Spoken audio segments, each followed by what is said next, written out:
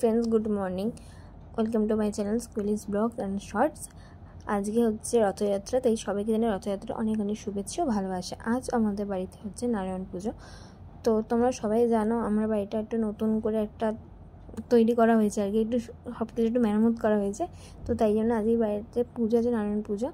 तो ताई जोन्नो झटपट करे घरे पुजोटा सेरे आमि रेडी हये नियेछि। रेडी होते एकटु लेट हये गेछे, ततक्षणे आमि ठाकुरमशाई चले एसेछिलो।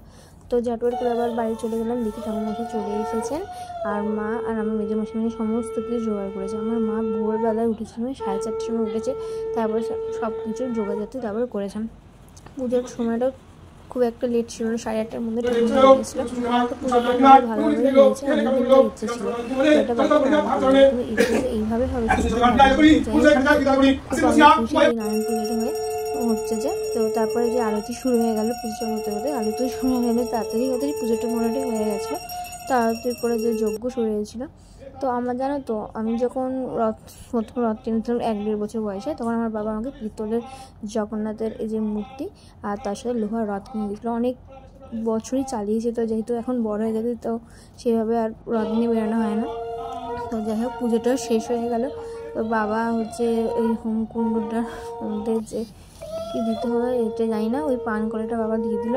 তারপর পুজোটা সম্পূর্ণ হয়ে গেল। তো খানিকক্ষণ আমরা ওয়েট করার পর যে মা সিন্নি মাখতে স্টার্ট করে দিয়েছে, তারপর আমি আর এটা হচ্ছে আমারই দায়িত্ব, সব পুজো হওয়ার পর আমি সবার বাড়িতে প্রসাদ দিই। তো সব কিছু জোগাড়যন্ত্র হচ্ছে প্রসাদ দেওয়ার জন্য। তো সবাইকে প্রসাদ দেওয়ার আগে যে প্রসাদ সব রেডি হয়ে গেছে, এবার যাবো সবার বাড়িতে প্রসাদ দিতে। তো প্রসাদ দেওয়া আসার পর আমি একটু প্রসাদ খেয়ে নিলাম। প্রসাদ খাওয়ার পর চলে গেলাম জেঠিমার বাড়িতে। জেঠিমার বাড়িতে একটু ছোটোখাটো একটু খাবার দাবার আয়োজন করা হয়েছিল যে পোলাও, আলুর দম, চাটনি, পাঁপড়, মিষ্টি। তো পোলাওটা আলুরদমটা ভীষণই ভালো খেতে হয়েছিল।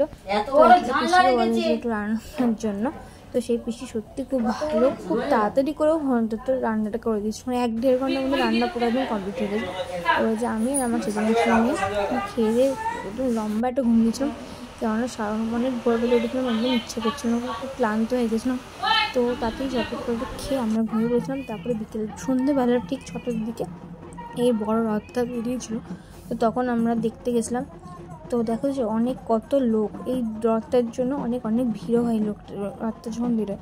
তো যাই হোক এই রথটার দিকে চলে গেছিলাম এই বাড়িতে, কেন সন্ধ্যা আরতি হবে, তখন এসে যে সন্ধ্যা আরতিও করে দিল। সব পুজোটা খুব ভালোভাবে হয়েছে।